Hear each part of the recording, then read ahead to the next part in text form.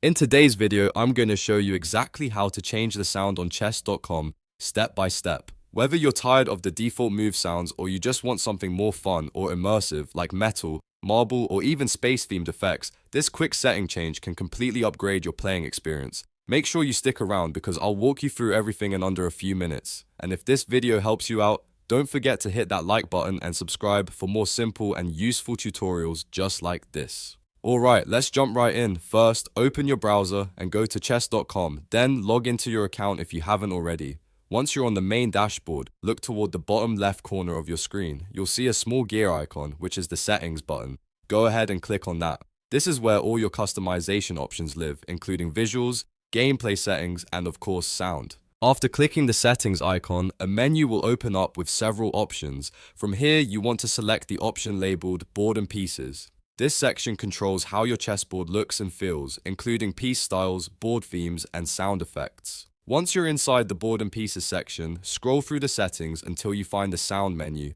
This is the key area where you can customize how your moves and interactions sound during a game. Chess.com gives you several different sound themes to choose from, each with its own unique style. Now, click on the sound options and start previewing the available themes, since you might see options like metal, marble, or space.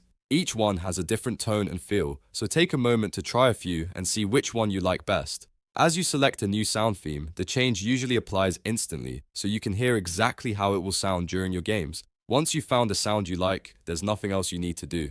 Your selection saves automatically, and you're all set. The next time you play a game, you'll hear your new sound effects in action. If you ever want to switch it back or try something new, you can just return to the same settings area and repeat the process. It's super quick and easy, and that's it. You've successfully changed your sound settings on chess.com. A small change like this can make your games feel a lot more enjoyable and personalized. If this video helped you, make sure to hit that like button and subscribe to the channel for more easy tutorials. Thanks for watching, and I'll see you in the next one.